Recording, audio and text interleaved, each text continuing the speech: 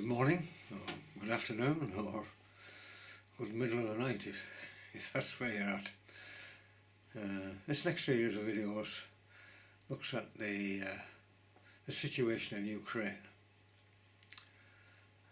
and how we came to be there. In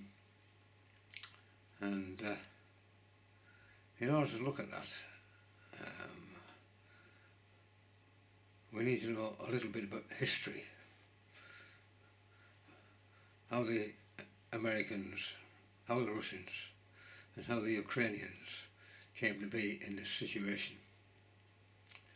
And we need to go back a fair while in order to make sense of it all. And hopefully this will be a sort of balanced and unbiased view of it, but I'll leave that judgment to you. But before we venture down this road, there are some things which we have to consider. The first is the media coverage. Don't believe everything you read in the newspapers. If they were all telling the truth, then they'd all be telling the same story. Whilst they're there to inform or give their side of the story, their main purpose is selling newspapers. That's their job. This is a somewhat extreme example of this. way back in, I don't know when it would be. What surprised me was the number of people who started asking how it got there.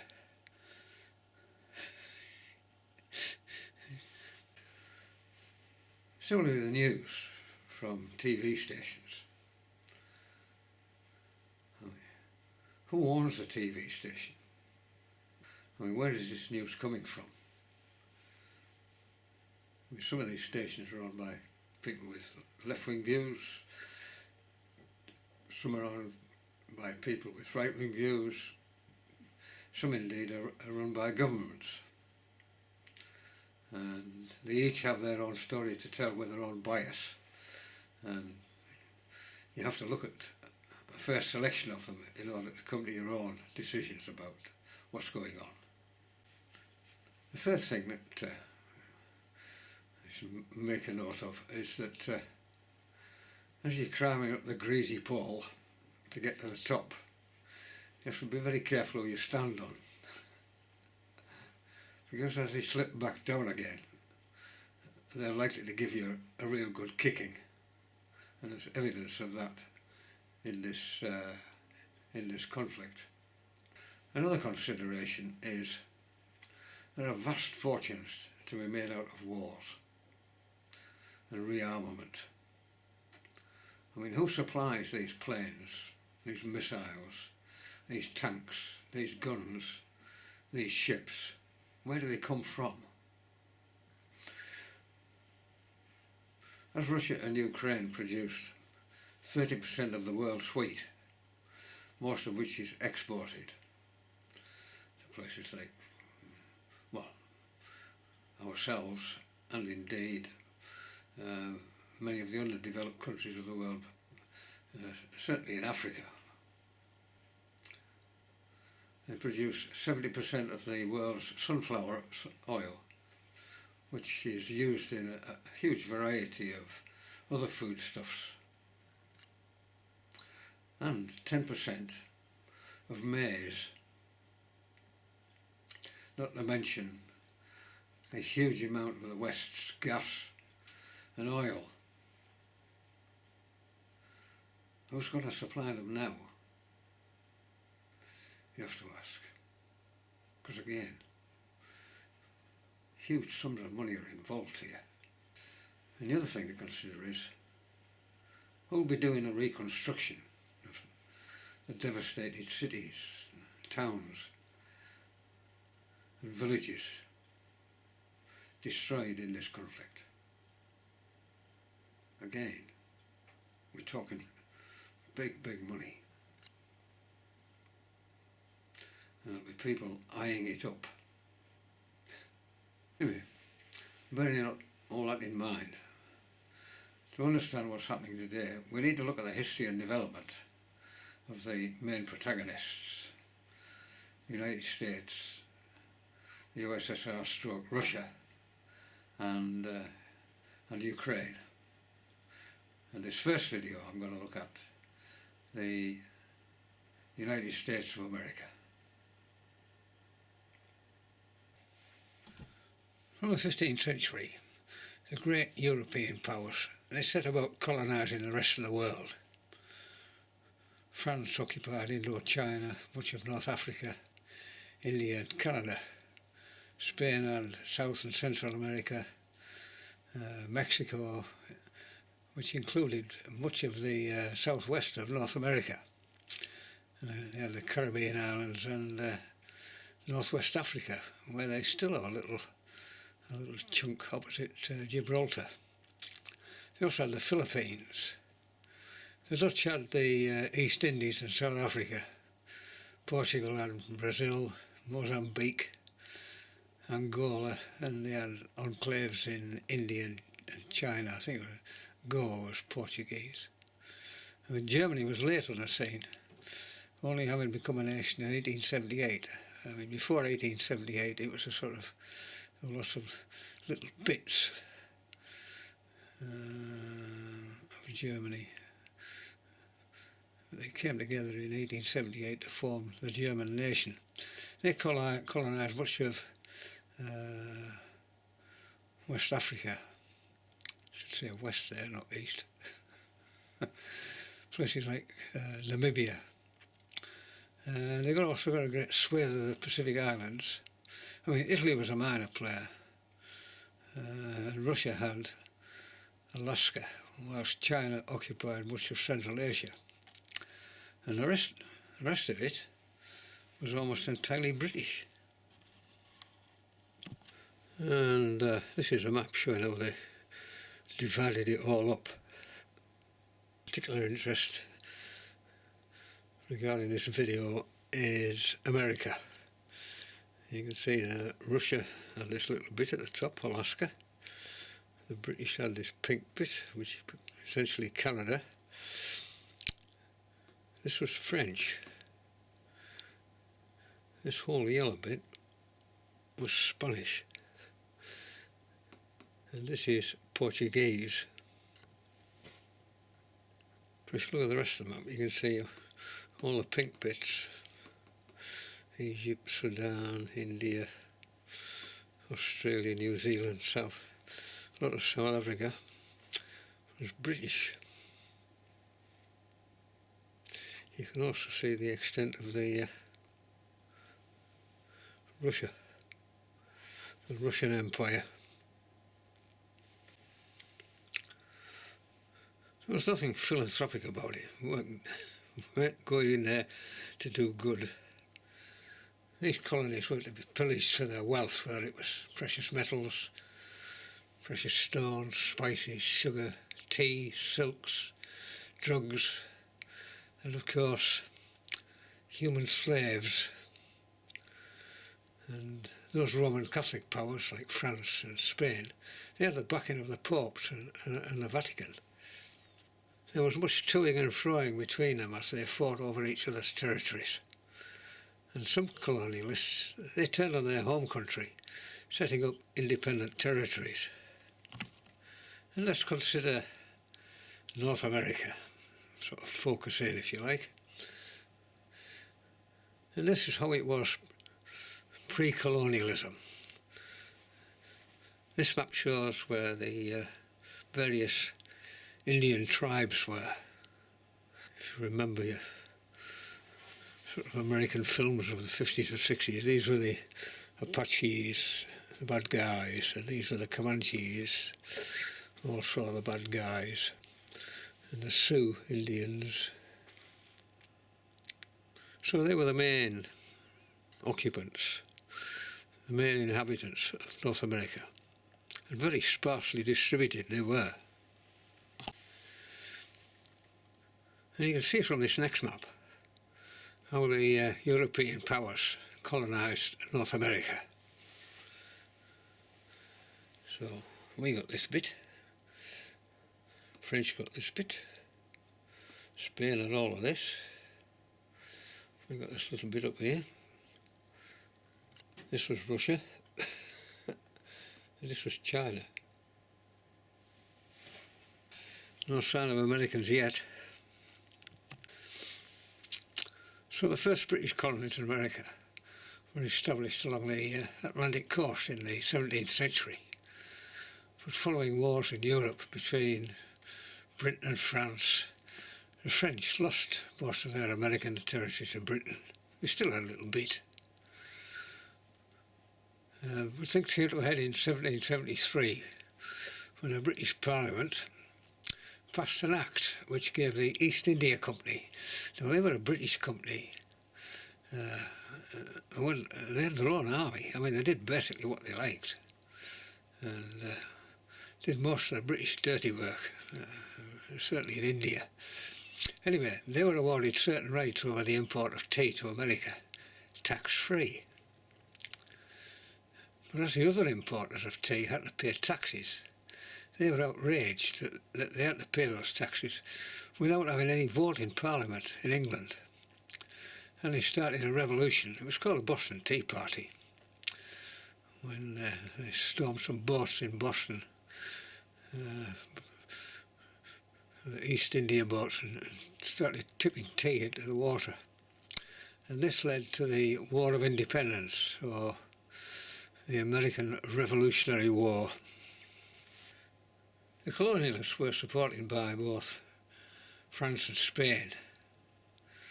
They had long-standing grievances against Britain, and this was their chance for revenge. The war lasted from 1775 until 1783. It was a pretty brutal war, and Britain lost. George Washington became the first president of America.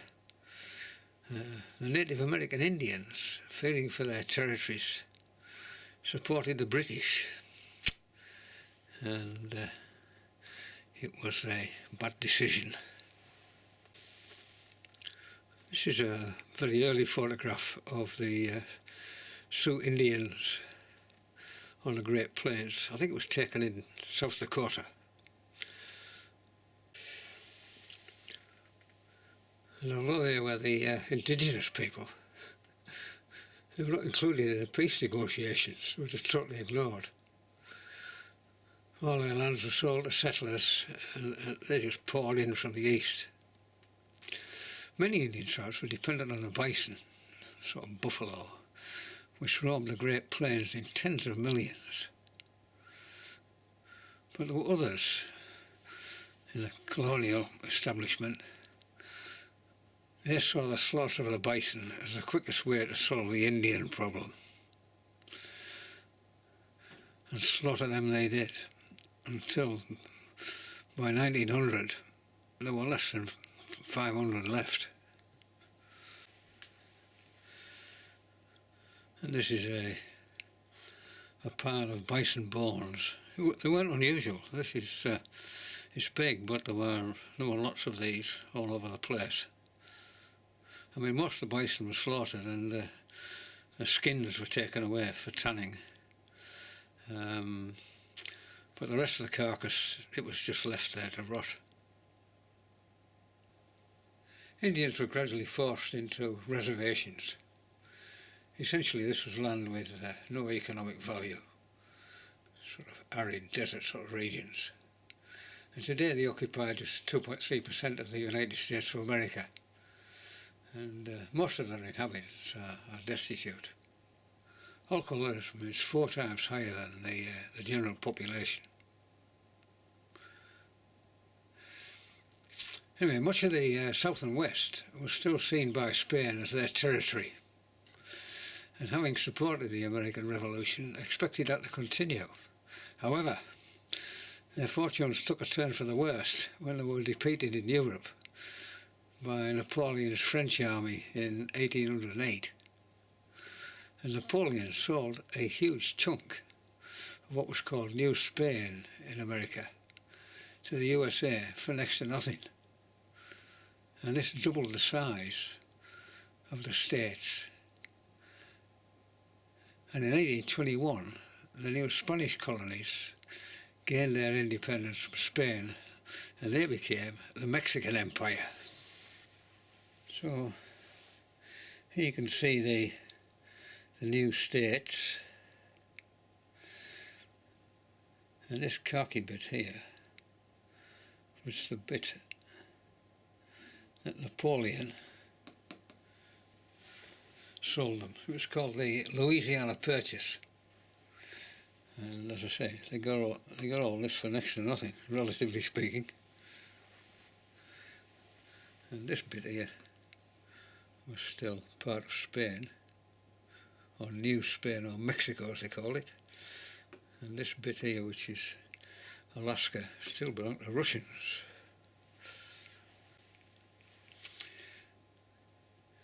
In 1823, the USA introduced the Monroe Doctrine.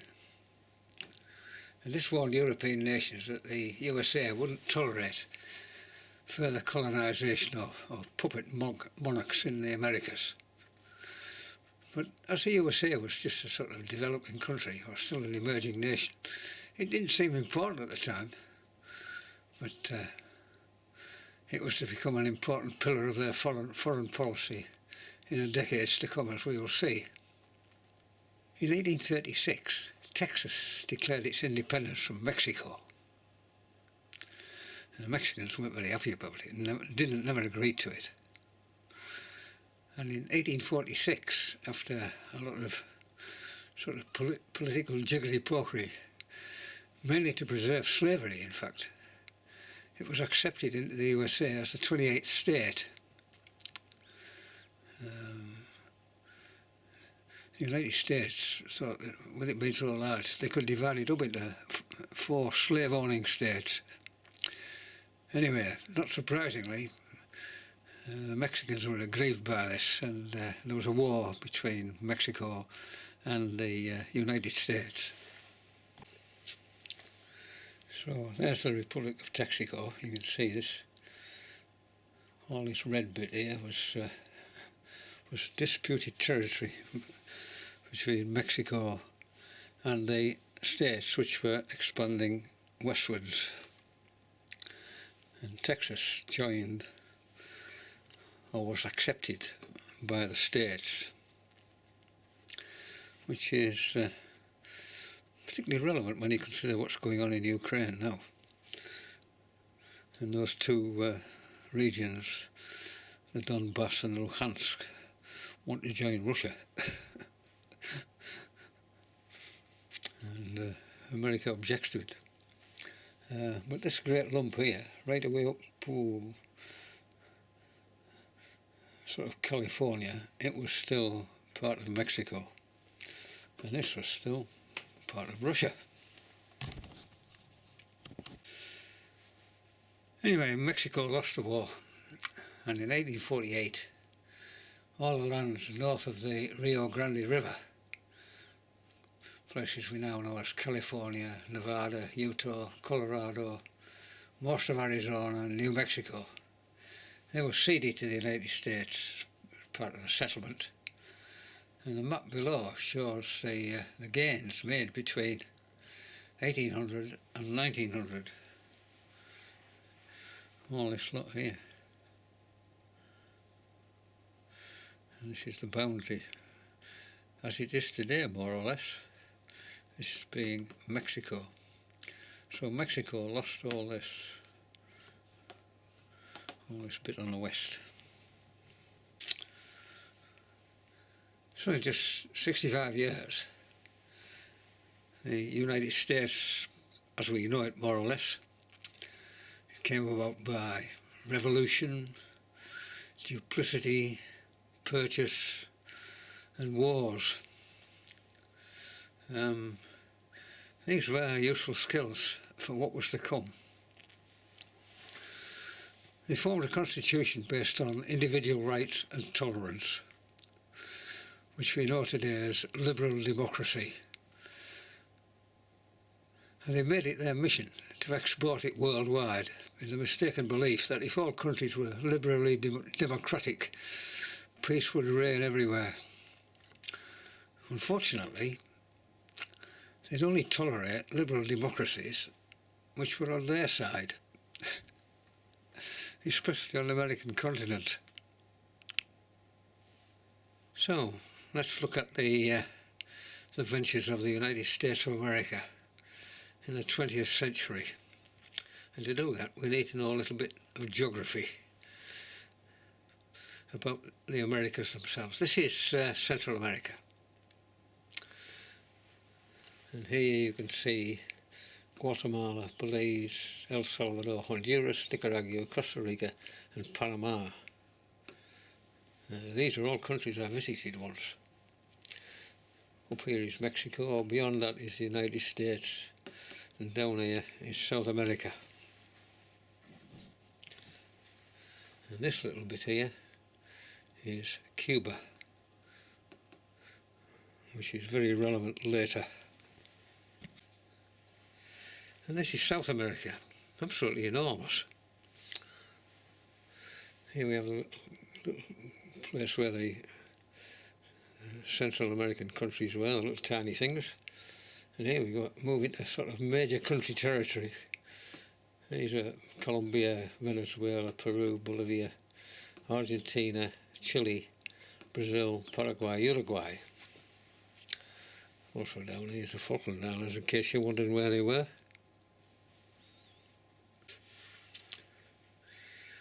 The USA saw the countries of Central and South America as their backyard, and invoking this Monroe Doctrine, they felt they had the right to intervene in the affairs of these countries if they perceived that their interests or security were at risk, and they intervened a lot. By now they were an increasingly rich and military powerful nation, and they'd invested heavily in Central and South America, particularly in agriculture. I mentioned there the United Fruit Company, which we come to later.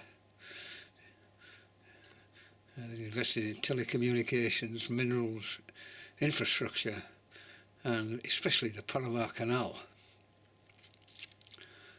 Also, as they produced more than they consumed, they needed markets for their excess. And this was not for any philanthropic reason. There were riches to be made. Although they didn't govern directly, anything which got in the way was fair game, and they interfered in the affairs of every country in the region. Just as the colonists from the Old World had done, little of the wealth accumulating from their investments went to the people. It all went back to the USA, and the people were exploited as cheap labour. Needless to say, they began to resent this, and anti-USA groups began to appear. And the USA set about sorting them out. Initially, they did this directly using military means between 1905 and 1925 in Honduras, Cuba, Nicaragua and the Dominican Republic. But later they used their intelligence agency, the CIA, to interfere in the internal affairs of these countries. They supported pro-USA politicians, interfered in elections and supported sort of pro-USA guerrilla groups. And many countries turned to the communist USSR for support, which incensed the USA, who were paranoid about communists, especially in their backyard. They were also paranoid about them at home. And well, that's another story. If you want to know more about it, look up McCarthyism.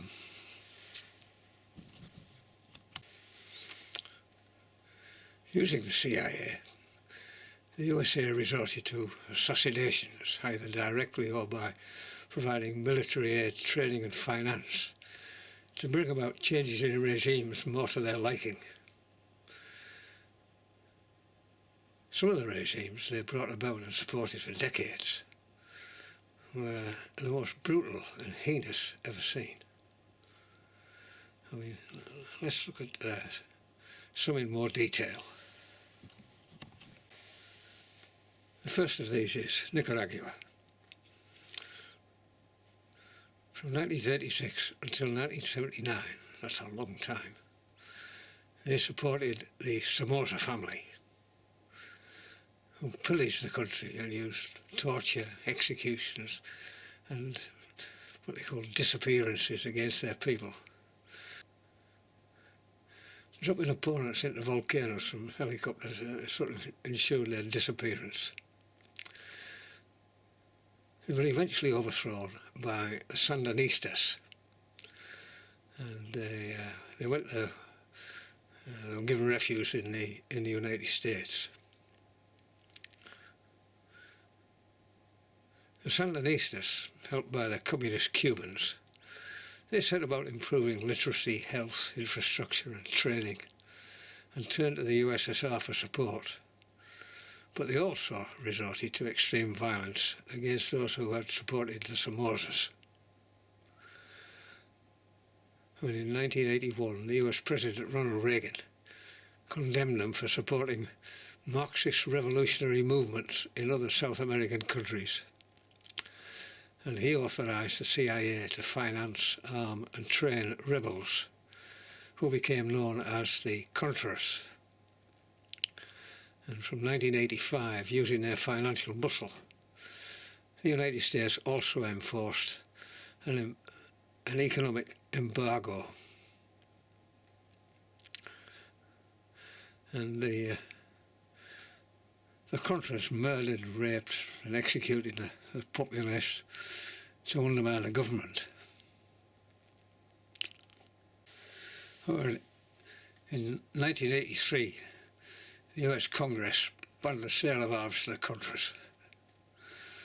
But the CIA, behind the government, they secretly got around this by illegally selling arms to the Iranians. And some of these arms were to be diverted to the Contras. Now, why Iran, you might ask? It's thousands of miles away. But Iran was holding some US persons as hostages.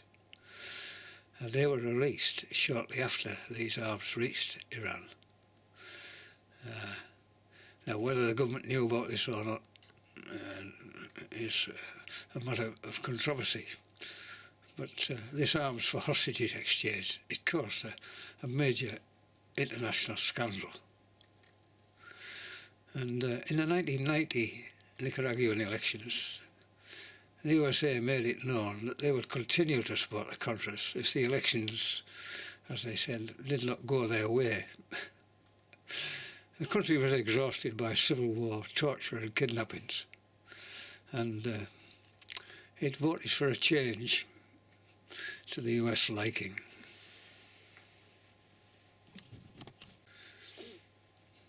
That's what I want to look at is Haiti, an island in the Caribbean.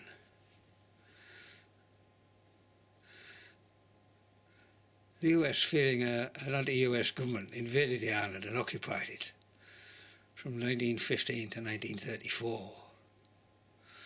And from 1957 until 1986, the US supported the despotic Papa Doc, Baby Doc Duvalier regimes.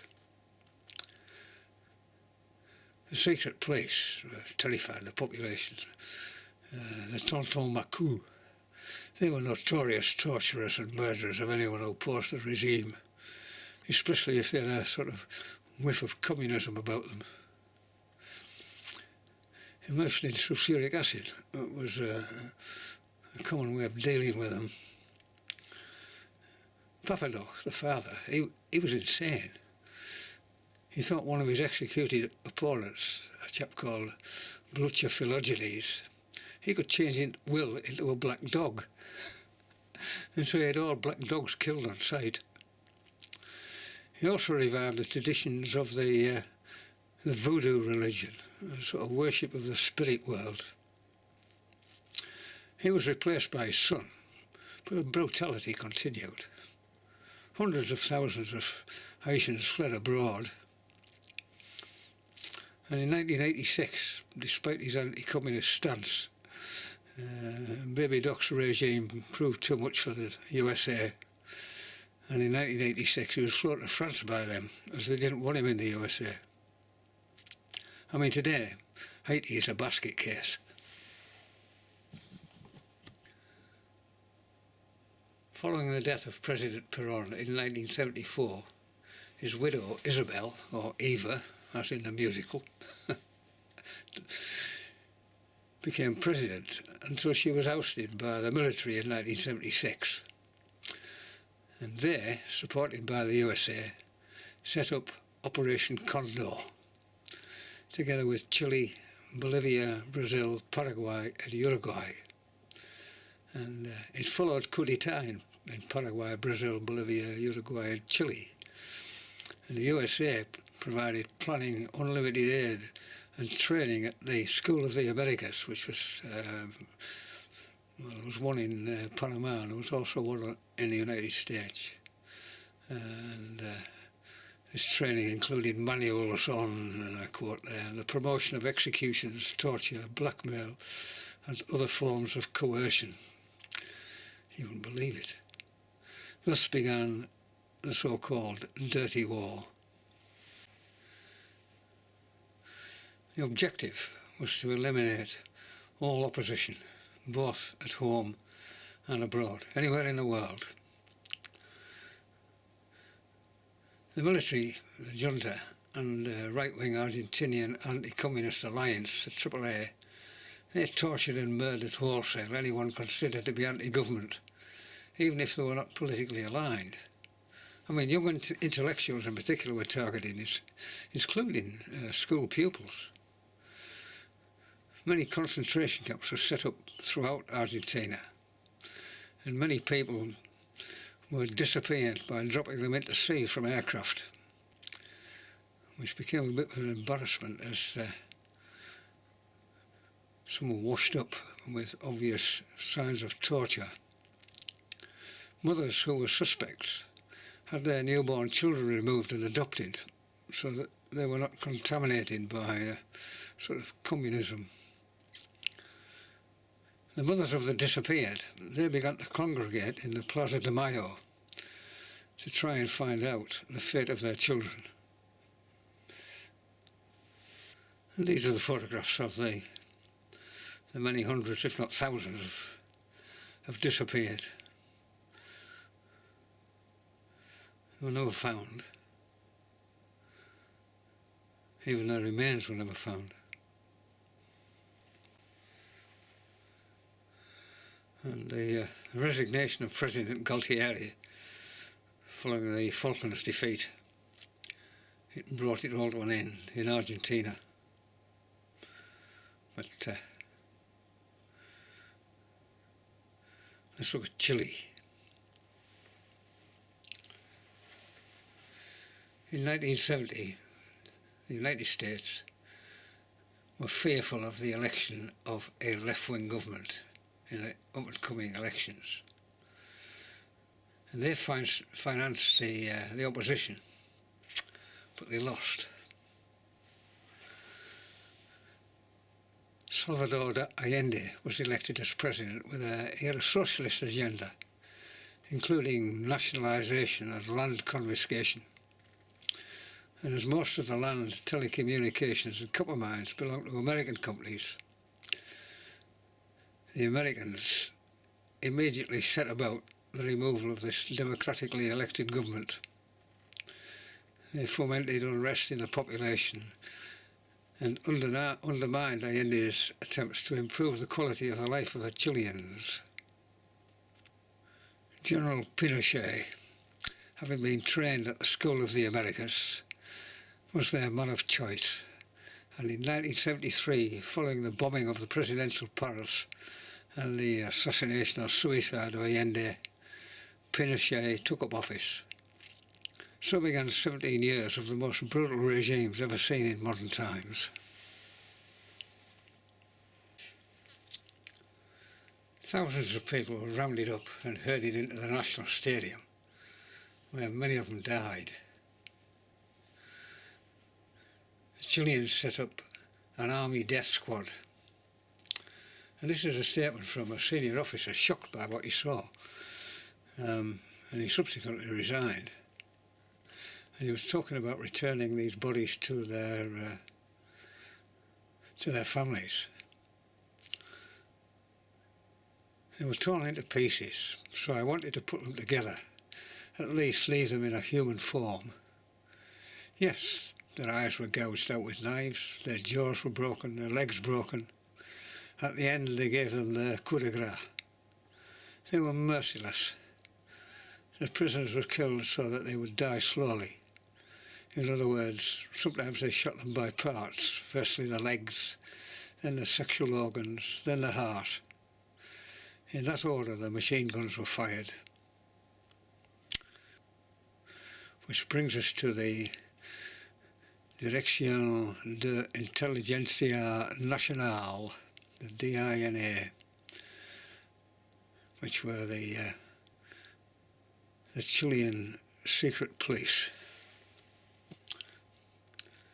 They were masters of torture, electrocution, waterboarding, other forms of water torture, rape, sexual deviancy of the most appalling kind. Many were former students of the School of the Americas, and the CIA had some officers in DINA on their payroll. And this is the Chilean memorial to the disappeared. Just look at all the names on there. Bear in mind, this was a regime supported by the United States of America. In 1973, a guy called Orlando Letelier, a former member of Allende's government, having been imprisoned and tortured, he left the United States, where he continued his opposition to Pinochet. He was blown up and killed by Chilean agents in the middle of Washington, D.C. The USA were not impressed. That was enough. But whilst they criticised the regime in public, they continued to support it in private. Anyway, following a visit from the Pope in 1987, his regime came to an end. A warrant was executed in Spain for his arrest, for all the terrible things he'd done. And he was eventually taken back to Chile, but I think. But he died before there was any trial. During Operation Condor, 50,000 civilians were killed, 400,000 were imprisoned, 30,000 just disappeared, and over 1 million fled abroad,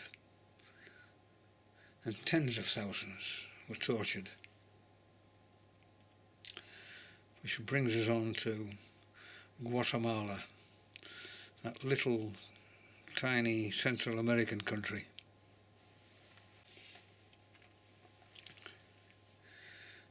Come back to the United Fruit Company. What an innocuous name it is. It was an American company run by a Mr. Cooper Keith, and he'd gained millions of hectares of land from Central American countries by dubious means. What he used to do was loan them a pile of money, and when they couldn't repay it, he took land in exchange, and the USC exploited the workers dreadfully. They were just dirt cheap labour. And after years of this, the workers became more organised and unruly. So the CIA got rid of the president and replaced him with President George Ubico, or Obiso. He was a great admirer of Hitler and Mussolini and other Nazis. And he was a fervent anti-communist. He also had secret police, and he ran a reign of terror. But in 1944, after 13 years of this brutality, he was forced to resign. And there were 10 years of military dictatorship. But after that, a new president was elected, President Arbenz, and he decided he was going to take on this United Fruit Company, expropriating the land if it wasn't being used, and dishing it out to the workers. And he approved of the communists, who were a rising force in Guatemala. And they'd gained much support amongst the exploited workforce. However, in 1984, the head of the CIA was a bloke called Alan Dulles. He also happened to be a major shareholder in UFC, and he organised a coup d'etat to get rid of Arbenz and return the land to the United Fruit Company. For the next 20 years, various guerrilla groups and the government fought a continuous, gruesome civil war, with the American CIA supporting whosoever shared their hatred of communists. And Guatemala remains one of the most dangerous countries in the world, although it didn't seem so when I was there. Now we come to Cuba. This is probably the one that people know most about. It all started in 1959. Cuba was governed by a General Batista, who rose to power in a coup d'etat in 1933. And then he served until 1944, when he decided he was going to go to Florida. Obviously, he missed the excitement of politics, and he returned in 1952 to run for the presidency. But before the elections took place, he staged a military coup. So he was sort of unelected. His regime, financed and militarily supported by the United States, soon resorted again to torture and public executions of the opposition. He made lucrative contracts with American corporations, and he received sort of backhanders from the American mafia, who controlled the gambling, prostitution and drugs operations in the capital, Havana. The Cubans were being ripped off wholesale, and in 1959 there was an uprising led by the Marxists Fidel Castro, who was a lawyer, and a doctor, Ernesto, or better known as Che Guevara. Batista's forces were beaten, and he fled to Portugal with an unbelievable $300 million.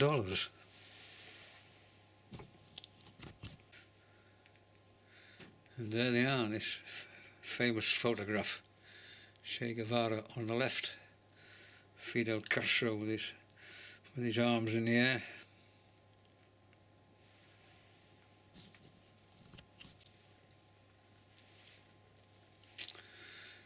Castro began a program of nationalisation, seizure of land, and dramatically improved literacy, education, infrastructure, housing and healthcare, opening schools and clinics, even in the most remote villages. Military call-up was introduced for those fit enough and unemployed. Skiving wasn't allowed. Castro toured extensively in the immediate aftermath of the succession, including he met Richard Nixon, who was Vice President of the United States. However, being only 90 miles from the American mainland, destruction of this communist regime became a priority for the USA. And the CIA armed and trained a force of exiled Cubans who invaded Cuba at the Bay of Pigs. They were defeated in 3 days, thus enhancing Castro's status enormously. But using their financial muscle again, the USA imposed an economic embargo. With no market for their main exports, sugar and tobacco products, Cuban cigars, Cuba turned to the USSR for support, the communists. and they were only too keen. And they bought all at prices higher than the world market prices. In other words, they were subsidising the Cubans enormously. But the Soviets built roads, airports, docks, and provided military expertise and equipment. And in 1962, they also decided to install nuclear missile sites in secret.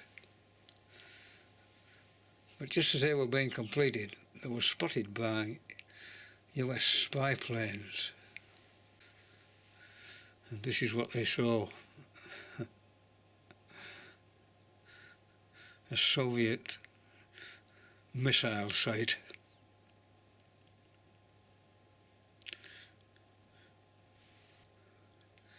So on October the 22nd, President Kennedy of the USA, he initiated an inspection of all ships heading for Cuba, and some of them were carrying missiles. And he gave President Khrushchev of the USSR an ultimatum, and if they did not turn back, Cuba would be invaded, and if the Soviets retaliated, it would be an act of war, and the US missiles and bombers would be armed and ready to go. The world was on the verge of mutual nuclear destruction, MND. A very sort of tense business. But on October the 28th, Khrushchev agreed to remove the missiles and warheads. It was seen as a climb down, but what wasn't generally known at the time was that as part of the deal, Kennedy had agreed to remove controversial US missiles in Turkey and Italy, which were aimed at the USSR. But part of the deal was that that wasn't to be let out. No one was to know about that. The whole world, including me, I was at work at the time, everybody was listening to the radio. You know, we were in, I think it was less than an hour of nuclear war. We all breathed a sigh of relief, a massive sigh of relief. However, when the USSR, the Soviet Union, fell apart in 1991, its support for Cuba also vanished. And to make money, the well-trained Cuban forces, they were hired out to support regimes needing help. They fought in several African countries, including Angola. But their medical universities were superb and produced hundreds of excellent doctors who do service in countries, especially Venezuela, in exchange for oil. But the US sanctions against Cuba, they've continued for more than 60 years. You'd think they'd have gone over it by now. This is what President Kennedy said later. Secondly, in a manner certain to antagonise the Cuban people, we used the influence of our government to advance the interests of and increase the profits of the private American companies which dominated the island's economy. At the beginning of 1959, the United States companies owned about 40% of the Cuban sugarlands, almost all the cattle ranches, 90% of the mines and mineral concessions, 80% of the utilities, and practically all the oil industry. And it also supplied 2/3 of Cuba's imports. Of course, our private investment did much to help Cuba, but our actions too often have the impression that this country was more interested in taking money from the Cuban people than in helping them build a strong and diversified economy of their own. The symbol of this short-sighted attitude is now on display in the Havana Museum. It's a solid gold telephone presented to Batista by the American-owned Cuban Telephone Company. It's an expression of gratitude for the excessive telephone rate increase which the Cuban dictator had granted at the urging of our government. But visitors to the museum are reminded that America made no expression at all over the other events which occurred on the same day this burdensome rate increase was granted, when 40 Cubans lost their lives in an assault on Batista's palace. The third and perhaps most disastrous of our failures was the decision to give stature and support to one of the most bloody and repressive dictatorships in the long history of Latin American repression. Fulgencio Batista murdered 20,000 Cubans in 7 years, a greater proportion of the Cuban population than the proportion of Americans who died in both world wars, and he turned democratic Cuba into a complete police state, destroying every individual liberty. So, not much evidence of liberal democracy and tolerance in South America. Anything but horrendous. Anyway, we'll turn our attention to Southeast Asia. The first of which I want to look at is China, 1946 to 1949. I'll just deal with it quickly. I mean, following the defeat of the Japanese in World War II, there were two rival groups in China. One was the Kuomintang, led by Chiang Kai-shek, and the other was the Communist Party, led by Mao Zedong. And there was a civil war which erupted, and the Kuomintang were beaten and fled to the island of Formosa, which we now know as Taiwan. The Kuomintang had been supported by the United States, and still are, as it were. China wants to reunite Taiwan with the mainland, using force if necessary, and it's been up in the ante recently, flying Air Force planes across Taiwan. Now, would the USA go to war with China to protect Taiwan? Watch this space. Another place was Korea. I actually remember this well, sort of 1953, thereabouts. I mean, following World War II, the United States with its allies, which included Britain, it fought a communist takeover of South Korea by Kim Il-sung of North Korea. He was supported by China and the USSR. Anyway, the war ended up with a stalemate, and it's never been resolved. It's a sort of strange business. You can go to North Korea, into this building at one end, every day, sit the North Koreans, at the other end sit the Americans and South Koreans, but nothing's ever done. In North Korea, it's still a totalitarian state. It doesn't let many in, and it certainly doesn't let any of its population out. And it has the fourth largest military in the world. And it has nuclear missiles. In fact, only yesterday they launched, tested their new intercontinental ballistic missile, which seemed to work very, very well. Well, we're now at Vietnam, which everybody, I think, has heard of. In 1945, the French defeated the Viet Minh in Vietnam. But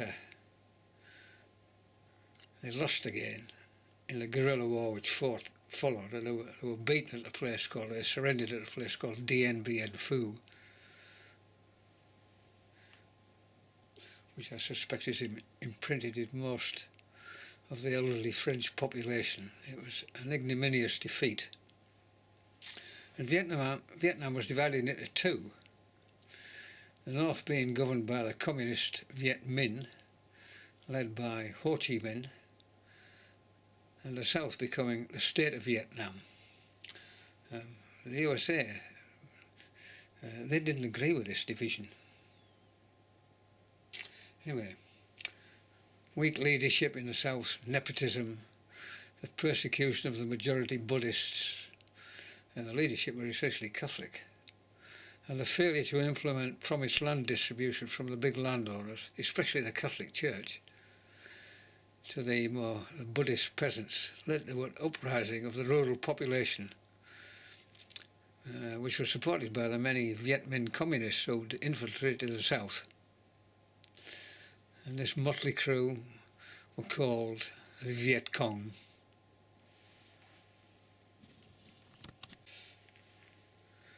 Fearing a domino effect with other Southeast Asian countries falling into communism and the weakness of the South Vietnam government and army, the United States became embroiled in what became known as the Vietnam War, which ran for 20 years.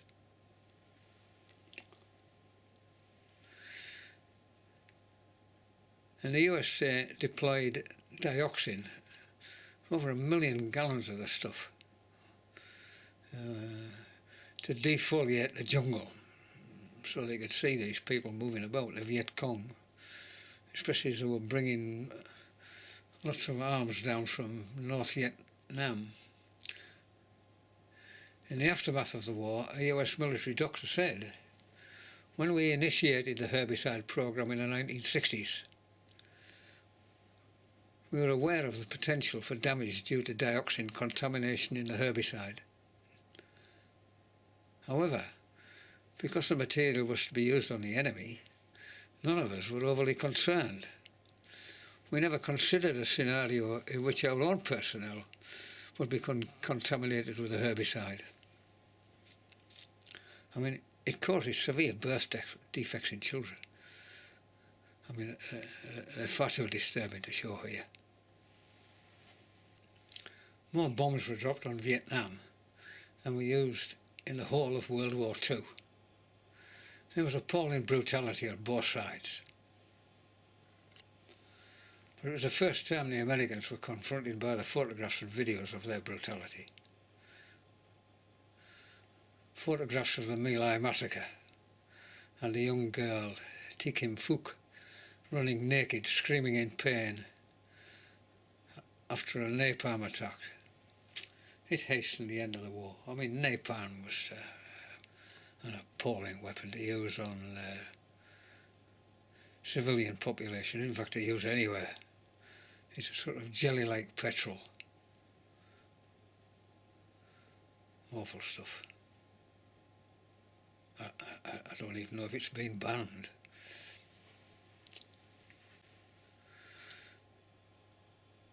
Anyway, final result. Laos and Cambodia fell to the communists and are still communist. Civilian casualties were over 1 million. Millions of civilians were displaced. But in 1973, following mass protests in the US and the acceptance that they were never going to win it, the Americans couldn't wait to get out fast enough. But the war dragged on, and it wasn't until April 1975 that the communist force took the President's Palace in that very famous video where you see the tank crashing through the palace gate and they scrambling to get out of Vietnam on the last American helicopters leaving from the embassy. But again, having been defeated, the USA enforced a severe economic embargo from 1975 until 1994. I mean, I was there in 1994. They had nothing. I don't recollect seeing a car. There were no street lights. Petrol was smuggled over the border from Thailand, and they were selling it in any container they could get by the roadside, sort of little sauce bottles full of petrol. Everybody, the most common thing were Honda mopeds. But when I went again in 2010, I couldn't believe the difference. The change for the better was dramatic, but it's still a communist country. Well, now we're getting a little bit more up to date and a little bit closer to home. I want to look at Iraq from 2003 to 2011. Iraq was governed by the dictator Saddam Hussein, who wasn't exactly a barrel of laughs. And following the Iranian Revolution, Iran being next door to Iraq, and the ousting of the West's interest, especially in oil, Iraq attacked Iran, fearing that the revolution would spread and he would be deposed. The United States, Germany and the United Kingdom, they'd been providing Iraq with all sorts of dodgy things, suspicious chemicals and expertise for dubious purposes for many years. There was much evidence that he was using chemical weapons, mustard gas, chlorine and a nerve agent called taboon were being used, and there was a suspicion that biological weaponry was being developed. In 2003, he was accused of having weapons of mass destruction, WMD, that he'd used chemical weapons on his own people, and he was attempting to produce nuclear weapons. The United States under George Bush and the United Kingdom under Tony Blair, they invaded, but no weapons of mass destruction were ever found. I mean, this is footage taken of the invasion of Baghdad, the invasion of Iraq, what George Bush called Operation Shock and Awe. And this is the initial bombing of Baghdad.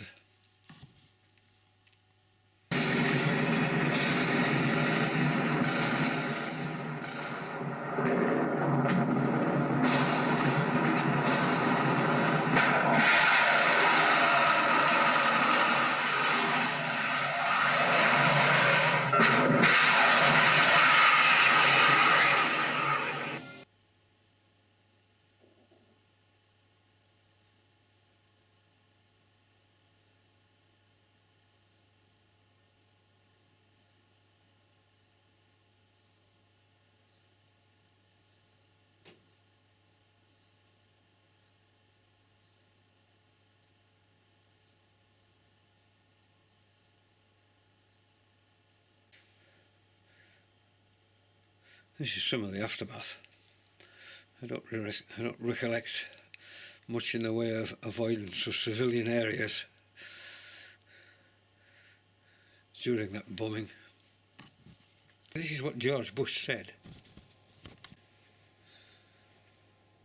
But what wasn't wrong was Saddam Hussein had invaded a country, Kuwait. He'd used weapons of mass destruction. He had the capability of making weapons of mass destruction. He was firing at our pilots. He was a state sponsor of terror. Removing Saddam Hussein was the right thing for world peace and the security of our country. But by 2011, Iraq was in ruins. 200,000 civilians had been killed.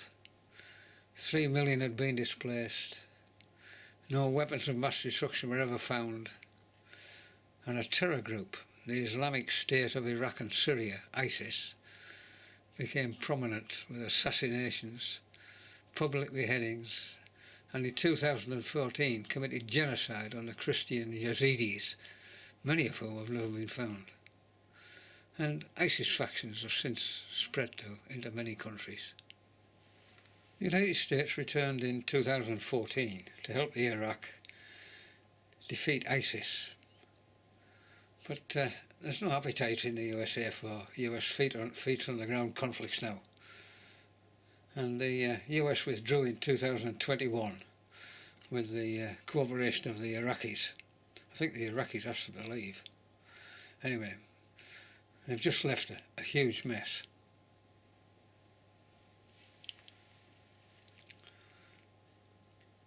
Now, following the attacks on the World Trade Center or the World Trade Towers in 2001. I mean, it was an absolutely ghastly thing to do, especially against innocent people. Terrorist suspects were snatched from all over the world and flown to CIA prisons or countries with poor human rights records where they were tortured. It was called extraordinary rendition. And more than 100 of these people ended up in Guantanamo Bay, a US base in Cuba, where they were, or where they are. They're outside the legal US justice system. So they have no rights, they have no legal rights, which sort of suited the Americans. Basically, the US sees itself as above international law when it comes to this thing. I suspect until the Americans intervened in Afghanistan, nobody knew where it was. I suspect most Americans couldn't even point it out on a map. But in 1979, the Russians invaded Afghanistan to bolster the new communist government. And they were opposed by a sort of loose alliance of Muslim groups who normally were fighting amongst themselves, but they joined together to form what was called the Mujahideen. And these were armed and trained by the United States and CIA via Pakistan. There you can see a Mujahideen with I think it's a Stinger missile launcher. Anyway, the Russians, they took a beating and they retreated in 1989. Mujahideen, all these little groups, they consolidated themselves to become the Taliban, and they governed the country according to very strict Sharia law.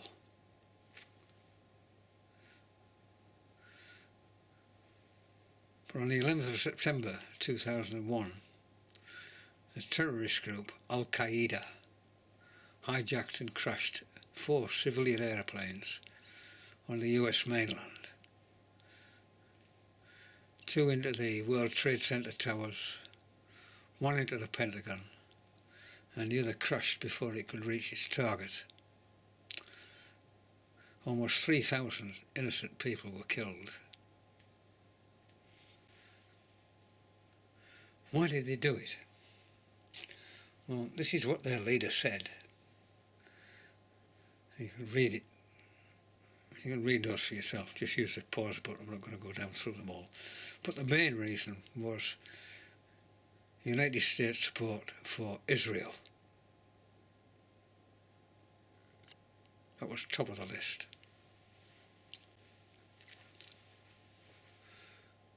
Osama bin Laden was that leader. And President Bush initiated what was called a war on terror.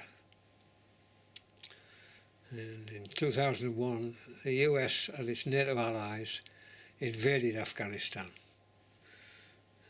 because it wouldn't hand over bin Laden, who was hiding there. And he was eventually killed in Pakistan in 2011 in somewhat disturbing circumstances.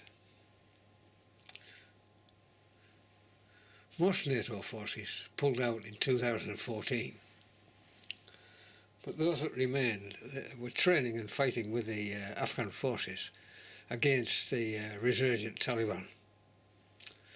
The country was falling apart, and in 2021 the Taliban routed the US forces in a matter of days. I mean, the Americans, well, not just the Americans, but the Americans and British, they just did not see this coming. I mean, unbelievable that their intelligence was so poor. Anyway, the upshot was the Taliban are back. But where are they back to? It's a country in ruins. There's nothing left. 46,000 civilians had been killed, and millions had been displaced. I mean, And again, as was usual, in defeat, the US imposed a crushing economical and financial embargo. The country's in a desperate state. However, it produces 90% of the world's heroin. They'll probably flood the United States with the stuff. And China's shown its interest in its mineral wealth. Sort of China's sneaky beaky economic takeover of the world.